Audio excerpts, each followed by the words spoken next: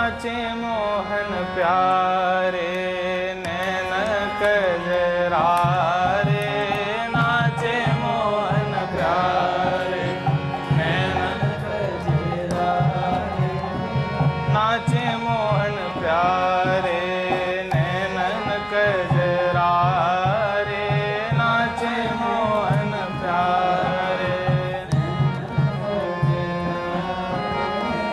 बेसर छवि वारे झूमे मतवारे, बेसर छवि वारे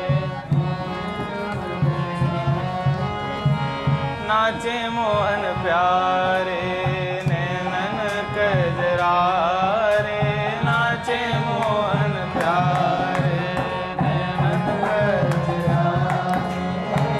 बेसर छवि वारे झूमे मतवारे, बेसर छवि वारे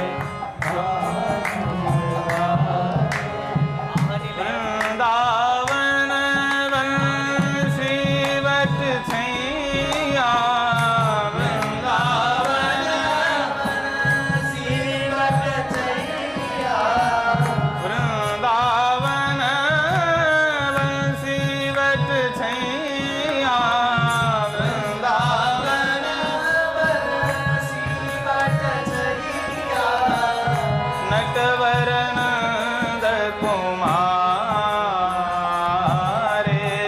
नटवर नंद कुमारे, नटवर नंद कुमारे, नटवर नंद कुमारे।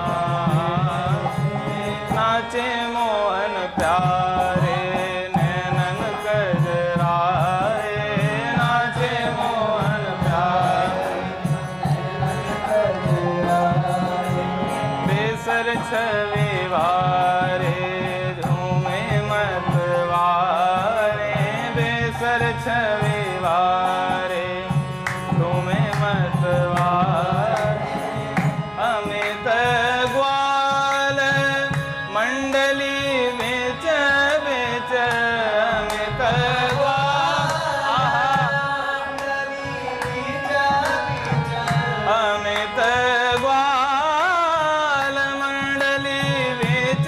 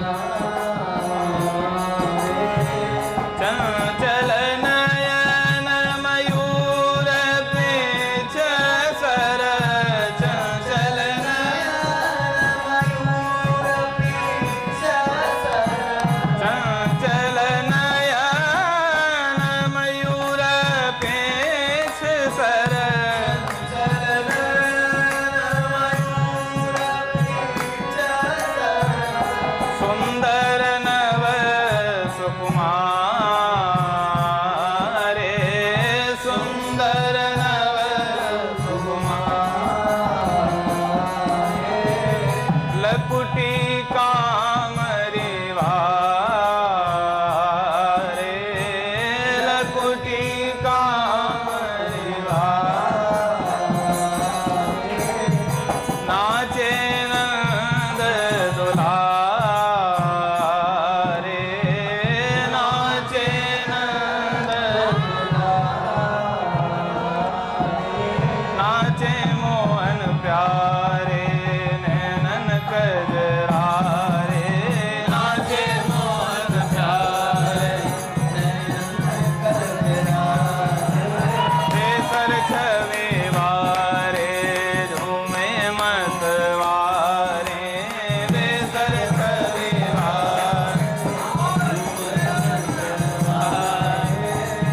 बोल मोलयति लोल कपोलन गोल मोलयति लोल कपोलन गोल मोलयति लोल कपोलन लोल कपोलन कुंडल छवि लगे प्यारे कुंडल छवि लगे नाचे वंशी वारे नाचे वंशी नाचे मोहन प्यारे नैनन कजरारे नाचे मोहन प्यारे नाचे मोहन प्यारे नैनन कजरारे नाचे मोहन प्यारे आवे सर छवि वारे झूमे मतवारे बेसर छवि वारे झूमे मतवारे नाचे मोहन प्यारे नैनन कजरारे नाचे मोहन प्यारे नैनन कजरारे नाचे मोहन प्यारे नैनन कजरारे नाचे मोहन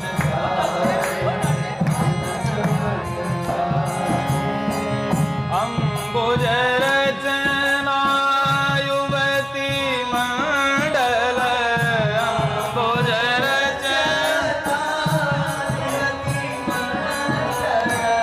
अंबुज रचना युवती मंडल अंबुज रचना विच विच वंशी वारे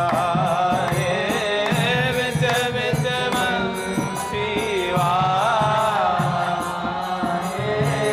अमित कोलाहल धूम मंडले अमित कोलाहल अमित कोलाहल धूम मंडले अमित कोलाहल धूम मंडले धूम मंडले धूम मंडले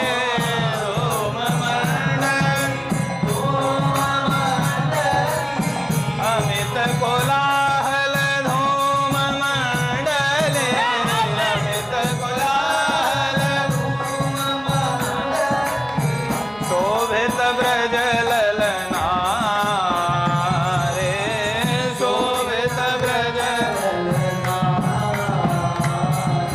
नाचे मोहन प्यारे नैनन कजरारे नाचे मोहन प्यारे नैनन कजरारे बेसर छवि वारे झूमे मतवारे बेसर छवि वारे झूमे मतवारे संग ग्वालिन के कमल सुवानन संग ग्वालिन के कमल सुवानन संग ग्वालिन के कमल सुवानन ग्वालिन के कमल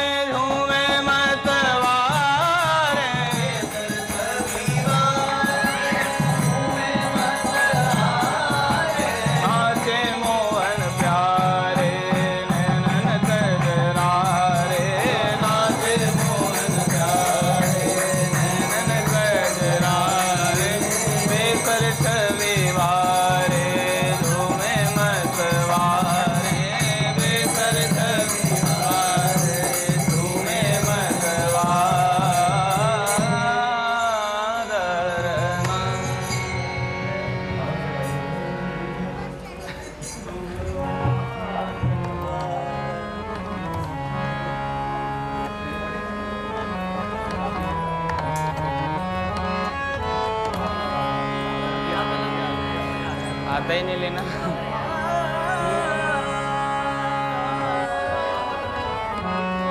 वाली पे नवल किशोर नवल नागरिया, नवल किशोर नवल नागरिया, नवल किशोर नवल नागरिया, नवल किशोर नवल नागरिया, नवल किशोर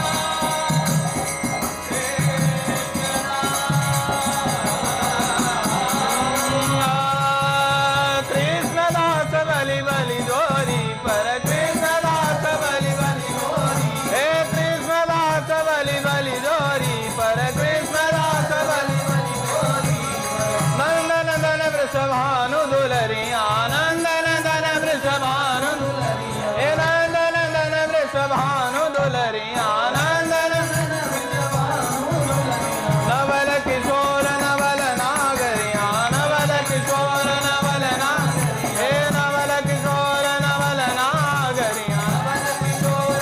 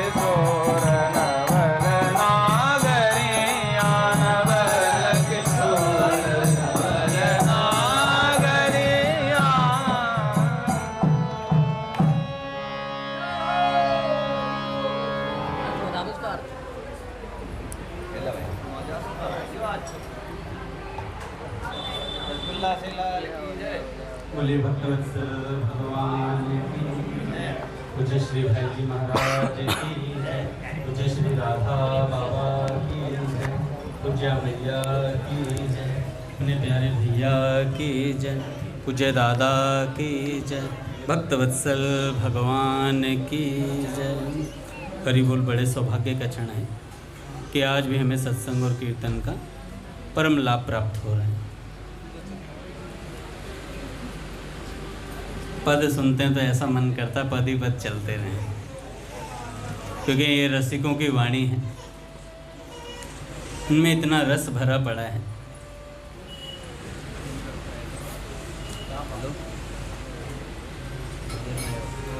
भगवत रसिक रसिक की बातें रसिक बिना को समझ सके ना।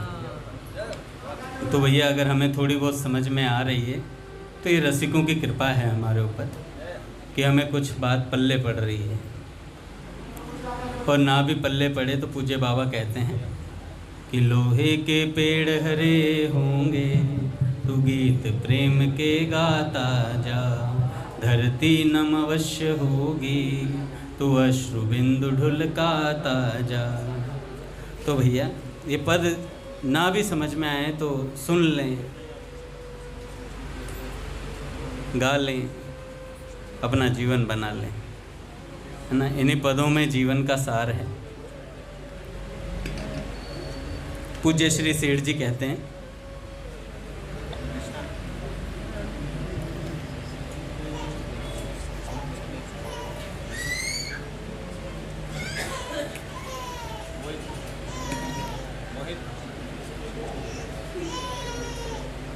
कि भगवान ने कहा है गीता जी में, मत चित्ता मदगत प्राणा बोधयन्तः परस्पर। निरंतर मेरे में मन लगाने वाले, मेरे में ही प्राणों को अर्पण करने वाले भक्तजन सदा ही मेरी भक्ति की चर्चा के द्वारा आपस में मेरे प्रभाव को जानते हुए, जनाते हुए तथा गुण और प्रभाव सहित मेरा कथन करते हुए संतुष्ट होते हैं और मुझ वासुदेव में ही निरंतर रमण करते हैं। उन निरंतर मेरे ध्यान में लगे हुए और प्रेम पूर्वक भजने वाले भक्तों को मैं वह तत्व ज्ञान रूप योग देता हूँ जिससे वे मुझको ही प्राप्त होते हैं। उनके ऊपर अनुग्रह करने के लिए मैं स्वयं उनके अंतःकरण रूप में एक ही भाव से स्थित हुआ अज्ञान से उत्पन्न हुए अंधकार को प्रकाश में तत्व ज्ञान रूप दीपक द्वारा नष्ट करता हूँ। अतएव निरंतर प्रेम पूर्वक साधक को नाम जप और स्वरूप चिंतन से स्वतः ही ज्ञान उत्पन्न हो जाता है। उस ज्ञान से साधक को सत्वर ही परम पद की प्राप्ति होती है। कुछ भाई कहते तो हैं कि नाम जप या भजन को अच्छा तो समझते हैं कुछ भाई, परंतु प्रमाद या आलस्यवश भजन नहीं करते हैं। यह उनकी बड़ी भारी भूल है। इस प्रकार दुर्लभ परंतु क्षण भंगुर मानुष शरीर को प्राप्त करके जो भजन में आलस्य करते हैं उनके लिए क्या कहा जाए। सेठ जी कहते हैं उनके लिए क्या कहा जाए। जीवन का सद्व्यय भजन में ही है। यदि अभी प्रमाद से इस अमूल्य सुअवसर को खो दिया तो बाद में पछताना पड़ेगा और कुछ भी हाथ नहीं लगेगा। कबीर जी कहते हैं मारोगे हैं मरोगे मरी जाओगे कोई न लेगा नाम, उजड़ जाए बसाओगे छाड़ी बसंता गाम। आज कल की 5 दिन जंगल होगा वास, ऊपर ऊपर हल फिरे ढोर चरेंगे घास। काल भजनता आज भज आज भजनता अब, पल में परलय होएगी फिर भजेगा कब। अतएव आलस्य और प्रमाद का परित्याग करके जिस किस प्रकार से भी हो उठते बैठते सोते और संपूर्ण कर्तव्य कर्मों को करते हुए सदा सर्वदा भजन करने का अभ्यास अवश्य करना चाहिए। माँ बच्चों को भुलाने के लिए उनके सामने नाना प्रकार के खिलौने रखती है, कुछ खाने के पदार्थ उसके हाथ में दे देती है। जो बच्चे उन पदार्थों में रमकर माँ के लिए रोना छोड़ देते हैं, माँ भी उन्हें छोड़कर अपना दूसरा काम करने लगती है। भैया जब तुम दूसरे पदार्थों में लग जाओगे तो माँ ऐसी ही होगी फिर, हैं? माँ कैसे होगी? माँ सोचेगी खिलौने में मस्त है, खेल रहा है, मस्त है, तो हम भी अपने काम में मस्त हैं। परंतु जो बच्चा किसी भी भुलावे में न भूलकर केवल माँ माँ पुकारता रहता है, उसे माँ अवश्य ही अपनी गोद में लेने को बाध्य होती है। ऐसे जिद्दी बच्चे के पास घर के सारे आवश्यक कामों को छोड़कर भी माँ को तुरंत आना है और उसे अपने हृदय से लगाकर दुलारना पड़ता है। सेठ जी कहते हैं क्योंकि माता इस बात को जानती है कि वह बच्चा मेरे सिवा और किसी विषय में भी नहीं फंसेगा, उसे केवल मैं चाहिए हूँ, इसलिए माँ स्वयं आती है और हृदय से लगाती है। ऐसे ही भगवान देखते हैं कि मेरी दी हुई माया के चक्कर में फंस रहा है या ये मुझे ही चाहता है। अगर मुझे ही चाहता है फिर मुझे आना पड़ेगा, मुझे मेरे लिए रो रहा है ना तो मुझे आना पड़ेगा भाई। इसी प्रकार भगवान भी भक्त की परीक्षा के लिए उनके इच्छा अनुसार उसे अनेक प्रकार के विषयों का प्रलोभन देकर भुलाना चाहते हैं। जो उनमें भूल जाता है वह तो इस परीक्षा में अनुत्तीर्ण हो जाता है, परंतु जो भाग्यवान भक्त संसार के समस्त पदार्थों को तुच्छ क्षणिक और नाशवान समझकर उन्हें लात मार देता है और प्रेम में मग्न होकर सच्चे मन से उस सच्चिदानंदमयी माता से मिलने के लिए ही लगातार रोया करता है, ऐसे भक्त के लिए संपूर्ण कामों को छोड़कर भगवान को तुरंत ही आना पड़ता है। भगवान को तुरंत आना पड़ता है। महात्मा कबीर जी कहते हैं केशव केशव कूकिए न कूकिए असार, रात दिवस के कूकते कभी तो सुने पुकार। राम नाम रटते रहो जब लग घट में प्राण, कब हूँ तो दीन दयाल के भनक पड़ेगी कान। तो भैया जो भजन करता है भगवान उसकी परीक्षा भी लेते हैं, और ऐसी परीक्षा लेते हैं बहुत बढ़िया से। अच्छा, परीक्षा किसकी होती है? जो भजन अच्छे से कर रहे हैं। भाई जो लायक है उसकी तो परीक्षा, मल्लूपीर सरकार कह रहे थे, कहते भैया जो लायक है उसकी तो परीक्षा होगी। अब कई साधक जो आलस से प्रमाद में रहते हैं वो यूँ कहते हैं हम तो किसी वस्तु के लायक ही नहीं हैं। अब भाई प्रमाद करोगे इसका बहाना मत लो। अजगर करे ना चाकरी, पंछी करे ना काज। किन्होंने कहा? ये मलुकदास जी ने। अरे भजन किया मलुकदास जी ने भी, और कितना भजन किया ये भी दे। उनका वैराग्य तो उनके शिष्य नहीं झेल पाए। अंत समय मलुकदास जी महाराज कुछ नहीं पाते थे, इतना भजन किया था। उन्होंने कहा कि भाई अगर तुम शिष्य मेरे को पवाना ही चाहते हो, तो उन्होंने खीरा दिया छोटा सा, और खीरे को महाराज जी ने सिर्फ जीभ से लगाया, और उस खीरे को सब शिष्यों ने आपस में बांट लिया। सोचो कितना भजन किया होगा, कितना प्रभाव होगा भजन का, कि उस खीरे का एक कण पाते ही सभी शिष्यों को भगवत प्राप्ति तत्काल होगी। कैसा अद्भुत भजन था मलुकदास जी का। उन्होंने बोला अजगर करे न चाकरी, पंछी काज है, दास मलुका कह गए सबके दाता। तो ये आलस्य के लिए नहीं कहा था, उन्होंने ये शरणागति के लिए कहा था कि भैया हम भगवान की शरण हैं। कितना भजन करके तब उनको ये चीज़ प्राप्त होती है। हम तो सहज भाव से कह देते हैं आलस्य में, पंछी करे न काज, अंगद करे न काज। ऐसे कहने से काम नहीं चलता है भैया। अपने आलस्य को महापुरुषों की वाणी के पीछे मत छुपाओ, है ना। ये सीधी सी बात है। अपने आलस्य को महापुरुषों की वाणी की आड़ मत लो उसके पीछे। महापुरुष बहुत कुछ जानते हैं हमारे बारे में। इसलिए संसार के समस्त विषयों को विष के लड्डू समझते हुए उनसे मन हटाकर श्री परमात्मा के पावन नाम के जप में साधक को लग जाना चाहिए। यह उसका परम कर्तव्य है। सेठ जी कहते हैं यह उसका परम कर्तव्य है। जो परमात्मा के नाम का जप करता है, दयालु परमात्मा उसे शीघ्र ही भवबंधन से मुक्त कर देते हैं। यदि यह कहा जाए कि ईश्वर न्यायकारी है, भजने वाले के ही पापों का नाश करके उसे परम गति प्रदान करते हैं, तो फिर उन्हें दयालु क्यों कहना चाहिए? भैया भगवान सब पे कृपा करते हैं। यह कथन युक्ति युक्त नहीं है।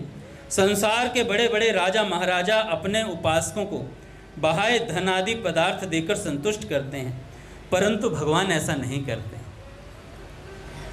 उनका तो यह नियम है कि उनको जो जिस भाव से भजता है वो उसे उसी प्रकार से भजते हैं। ये यथाम माम प्रपद्यन्ते तांस तथैव भजाम्यहम्। परमात्मा छोटे बड़े का ख्याल नहीं करते। एक छोटे से छोटा व्यक्ति परमात्मा को जिस भाव से भजता है, उनके साथ जैसा बर्ताव करता है, वे भी उसको वैसे ही भजते हैं और वैसा ही बर्ताव करते हैं। यदि कोई उनके लिए रोकर व्याकुल होता है तो भगवान भी उसके लिए रोते हैं। अगर कोई व्याकुल होता है तो भगवान उसके लिए व्याकुल हो उठते हैं तत्काल। यह उनकी दया की बात है। ये तो परमात्मा को किसकी चिंता, आत्मा रामी है, उन्हें किसी से मतलब नहीं। लेकिन जो उनके लिए रोता है भगवान फिर उनके लिए रोते हैं। जो व्याकुल है उसके लिए भगवान भी व्याकुल हैं। अतएव इस अनित्य क्षण भंगुर नाशवान संसार के समस्त मिथ्या भोगों को छोड़कर उस सर्वशक्तिमान न्यायकारी शुद्ध परम दयालु सच्चे प्रेमी परमात्मा के पावन नाम का निष्काम प्रेम भाव से ध्यान सहित सदा सर्वदा जप करते रहना चाहिए। संसार के समस्त दुखों से मुक्त होकर भगवान के साक्षात्कार के लिए नाम जप ही सर्वोपरि युक्त साधन है। कहों कहाँ लगी नाम बढ़ाई, राम न सकहीं नाम गुण गाई। तो बताइए भैया, ऐसे परमात्मा जो हमें मिलने के लिए तैयार हैं। एक बड़े संत हुए ब्रज के भक्त के, और कहते हैं कि श्री राम हरिदास बाबा जी महाराज ब्रज के भक्त में इनका चरित्र आता है। वृंदावन राधा कुंड पे रहकर इन्होंने भजन किया। श्री रूप गोस्वामी जी ने सर्वसाधारण को एक चेतावनी दी है। श्री रूप गोस्वामी जी ने सर्वसाधारण को एक चेतावनी दी है। उन्होंने कहा है, अरे बंधु सावधान, यदि तुम नहीं चाहते कि तुम्हारे संबंधी तुमसे छूटें तो एक काम कभी भूलकर न करना। वृंदावन में केशी घाट के निकट अपने रक्तिम अधरों पर बंसी रखे, सिर में मोर पिच्छ धारण किए, विशाल बंकिम नेत्रों से देखते और मंद मंद मुस्काते, त्रिभंग मुद्रा में गोविंद नाम का जो व्यक्ति है विराजमान है, उसे न देखना कभी।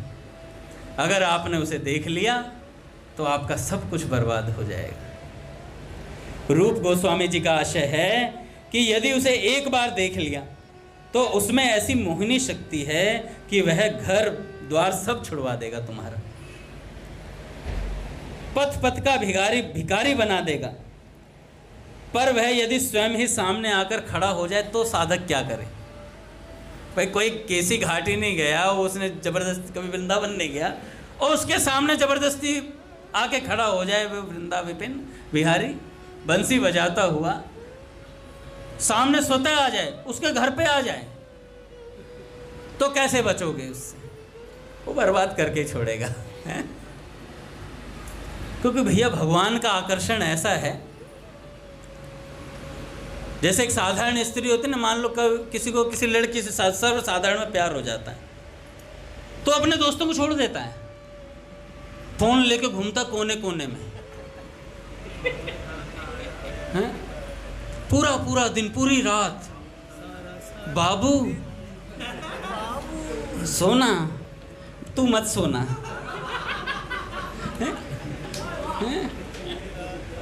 सारा दिन तेरे बिन हुण नहीं गुजरदा यारा है? सारी रात पावा बात चंदा लेन होना है, क्या बोलते थे,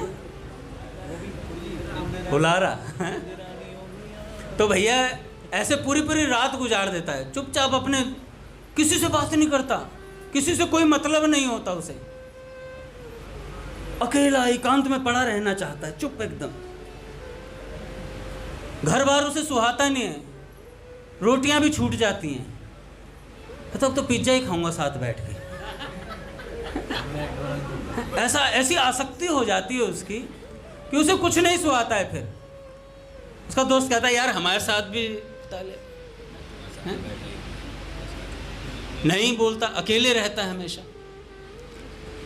भैया इससे भी कहीं गुना ज्यादा आकर्षण भगवान में है, इससे भी कहीं ज्यादा गुना आकर्षण भगवान में है। और वे भगवान जबरदस्ती आपके नेत्रों के सामने आ जाए फिर तो कहना ही क्या भाई, जबरदस्ती आपके नेत्रों के सामने आ जाए फिर क्या कहना। तो ये राम हरिदास जी थे, बंगाल में इनका जन्म हुआ शांतिपुर ग्राम में। माता पिता ने बाल्य अवस्था में ही विवाह कर दिया। साधारण गृहस्थ की तरह संसार का निर्वाह कर रहे थे। कीर्तन में उनकी रुचि अवश्य थी, कीर्तन अच्छा लगता था। बाल्य अवस्था से ही वे कीर्तन की ध्वनि सुनते ही दौड़े चले जाते थे कीर्तन सुनने के लिए। पर वृंदावन जाकर गोविंद का दर्शन करने की या घर बार छोड़कर गोविंद का भजन करने की छटपटी उन्हें नहीं थी। ऐसा कुछ था नहीं उनके मन में कि मैं कभी वृंदावन चला जाऊं सब कुछ छोड़ के। इसलिए केसी घाट के गोविंद को देख लेने का कोई प्रश्न ही नहीं था उनके जीवन में कि भाई केसी घाट पहुंचेंगे तब तो दिखे ना श्री कृष्ण। यदि वे चाहते भी उनका दर्शन करना तो शांतिपुर से तो वृंदावन बंगाल से तो बहुत दूर है, इसलिए उन्होंने उनका विवाह छोटी अवस्था में कर दिया घर वालों ने। वे उन्हें वृंदावन जाने ही क्यों देते। पर भगवान को उनका हृदय बहुत पसंद आ गया था, भगवान को उनका हृदय बहुत पसंद आ गया था। गोविंद जी पहले ही उनके निष्कपट हृदय पर कब्जा कर चुके थे। भगवान को जो वस्तु पसंद आती है ना, फिर भगवान ये नहीं देखते ये चाहता ही नहीं चाहता, छीन लेते हैं। भगवान बहुत पॉजेसिव हैं। मैं बता रहा हूँ ना, एक बार राधा वल्लभ जी के मंदिर में पीछे जो गुफाएं सी बनी हुई हैं, वहाँ पर एक महात्मा भजन करते थे। उनको एक यजमान ने बोला, महाराज जी कलकत्ते आइए, हमारे घर को पवित्र कीजिए। तो उन्होंने कहा, भाई मैं नहीं आ सकता, हम तो यहीं ब्रजवासी हैं, हम नहीं आएंगे। 1 साल बोला, 2 साल बोला, तीसरे साल जिद करने लगे, Maharaj ji you have to be there. Maharaj ji ने कहा, यार इतनी जिद मत करो यार तुम, चलो अगले साल आएंगे। अब इतना कह दिया, मुंह से निकल गई उनके, गलती थे मुंह से निकल गई। तो जो बाबा थे, अगले दिन जब दर्शन के लिए जाने लगे मंदिर में, तो जैसे ही दर्शन के लिए गए तो धड़ाम से फिसल के गिरे और कूल्हे की हड्डी टूट गई। अब कूल्हे की हड्डी टूट गई, जैसे तैसे उन्होंने, लोगों ने कुटिया में पहुंचा दिया। 1 साल तक जब तक वो यजमान आया नहीं, वो कूल्हे की हड्डी ऐसे ही दर्द करती रही और वो कुटिया में पड़े रहते। वहीं उनका प्रसाद आ जाता था मंदिर से, पड़े रहे। जब वो यजमान आए ना, कहने लगे, बाबा चलो कलकत्ते। बाबा ने तो उठाई चप्पल और दह धड़ाधड़ सारे, एक बार गलती से मुंह से निकल गई थी, कूल्हे की हड्डी तोड़ रखी है मेरी, ये बहुत पॉजेसिव है ठाकुर जी, मुझे जाने ना देंगे, और तू सारे हमें कलकत्ता ले जाएगा, तड़ा तड़ तड़ा। अच्छा खासा दर्शन कर लेता था वृंदावन में जहाँ था, अब कूल्हे की हड्डी लिए पड़ा हूँ यहाँ पर। तो महाराज जी कह रहे थे कि भगवान बहुत पॉजेसिव हैं। अब गलती से उनके चक्कर में भी पड़ गए ना, तो भगवान कहेंगे अब तू बाहर नहीं आ सकता इससे। कितनी दूर छटपटाएगा, जितनी दूर तक मदारी ढील देगा बंदर को, उतनी देर तक तो रह सकता है बंदर थोड़ी देर, और जैसे ही रस्सी खींची फटाक से भगवान के आगे। भगवान छोड़ते नहीं है, भगवान का स्वभाव है, छोड़ना आता ही नहीं है। गलती करके तो देखे कोई साधक आए तो सही भगवान के चंगुल में। कभी कभार भगवान जबरदस्ती पकड़ लेते हैं। तो ये जो राम हरिदास जी थे, इनको जबरदस्ती भगवान ने पकड़ा। निष्कपट हृदय था, सरल स्वभाव पर भगवान रीझ गए। वे जिस पर रीझते हैं उसे अपने से दूर नहीं रख सकते। जिस पर भगवान रीझ जाते हैं उसे दूर नहीं रख सकते। उनके लिए ना शांतिपुर दूर था, भगवान के लिए शांतिपुर कौन सी बड़ी बात है, वो तो तपाक से वहाँ तपाक से यहाँ। न राम हरिदास जी की तरह उन पर माता पिता का कोई प्रतिबंध है। भगवान पे कौन माता पिता रोकेगा, भगवान तो सबके बाप है, उन्हें कोई रोकने वाला नहीं। तो वो शांतिपुर पहुंच गए। एक दिन वे शांतिपुर आए और राम हरिदास जी को दिख गए। कहाँ पर दिखे? उनके घर के पास एक वृक्ष के ऊपर नृत्य करते हुए दिखाई दिए, बांसुरी लिए हुए नृत्य करते हुए उस वृक्ष की डाल पर बैठे हुए, खड़े हुए दिखाई दिए और नृत्य की मुद्रा में थे और मंद मंद मुस्काने लगे। अब भगवान की मुस्कान तो किसको ना घायल कर दे। उसी क्षण से उसका घर द्वार छूट गया राम हरिदास जी का। जैसे ही भगवान को एक क्षण के लिए देखा, तत्काल वो माधुरी मूर्ति उनके मन में समा गई। बंधु बांधवों को छोड़ वृंदावन जाने का सूत्रपात हो गया यहाँ से उनके जीवन में। उनका मन घर में बिल्कुल न लगता था। वे विक्षिप्त की भांति इधर उधर डोला करते। गोविंद नाम की उस मूर्ति की याद में निरंतर अश्रु विसर्जन करते थे जो उन्हें वृक्ष पर दिखाई दी थी। माता पिता बार बार उन्हें घेर कर घर ले जाते। इस अशांति से परित्राण पाने के लिए एक दिन वे गृह त्याग करने के उद्देश्य से भागकर नवद्वीप चले गए। वहां सिद्ध श्री जगन्नाथ दास बाबा के चरणों में आत्मसमर्पण कर रोने लगे। उस समय श्रीखंड निवासी श्री राधिका विलास गोस्वामी महाराज जगन्नाथ दास बाबा की भजन कुटी में ठहरे हुए थे। बाबा ने उनसे दीक्षा दिलवाकर उन्हें वेश दे दिया। तत्काल राम हरिदास जी को वेश दिया और वेश आश्रय संस्कार के पश्चात वे वृंदावन भाग गए, वृंदावन चले गए। कठोर वैराग्य का पालन करते हुए भजन करने लगे। 12 वर्ष वे राधा कुंड में रहे। उसके पश्चात कुछ दिन काला बाबू के कुंज में। श्री राम हरिदास जी स्नेह की मूर्ति थे। सभी के प्रति उनके उनकी प्रीति जैसे उमड़ उमड़ कर उन्हें आप्लावित किए देती थी। उनके स्थूल देह के कारण लोग उन्हें मतलब इतने सरल थे कि सब लोग उन्हें भोलानाथ कहते थे। राम हरिदास बाबा जी को भोलानाथ कहने लग गए थे। परंतु वे भक्त मंडली में गौर कथा कहते कहते रुदन करने लग जाते थे। चैतन्य महाप्रभु जी का चरित्र बोला करते थे और बोलते बोलते ही रुदन करने लगते थे।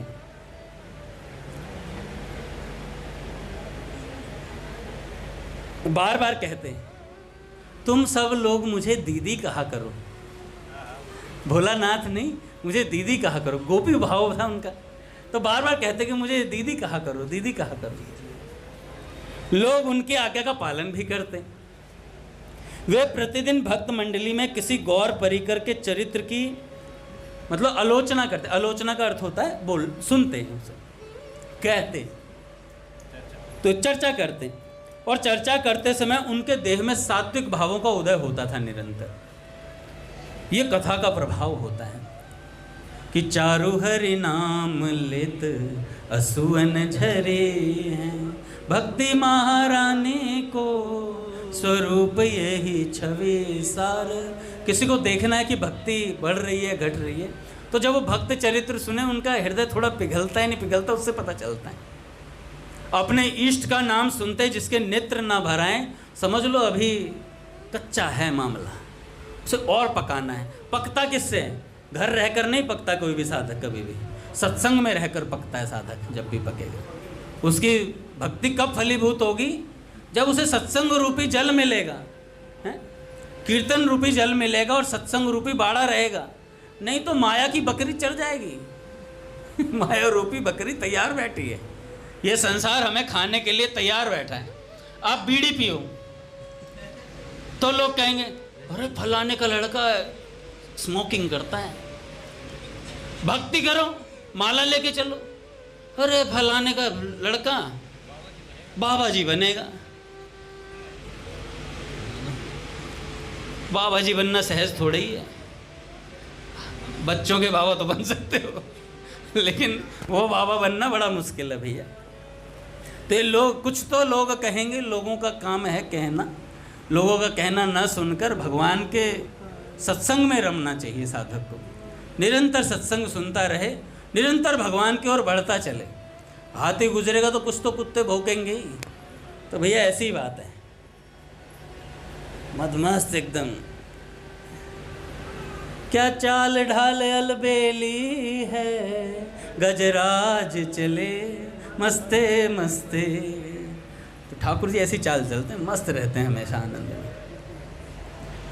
तो प्रतिदिन गौर भक्तों का चरित्र सुनते और सात्विक भावों का उदय होता रहता है निरंतर। चैतन्य मंगल का भी कीर्तन करवाते भक्तों से निरंतर, और रास लीला का वर्णन करते, और ऐसा वर्णन करते कि कभी सुनने में नहीं आता था ऐसा। अच्छा, उन्हें हृदय रोग था, इसलिए चिकित्सकों ने उच्च स्वर से कीर्तन करने को मना कर रखा था। पर खोल करताल की ध्वनि सुनते ही उनसे रहा नहीं जाता था। पैर अपने आप कांपने लगते थे। मन करता था कि कीर्तन करूं जा करके, रह नहीं पाते थे कीर्तन के बिना।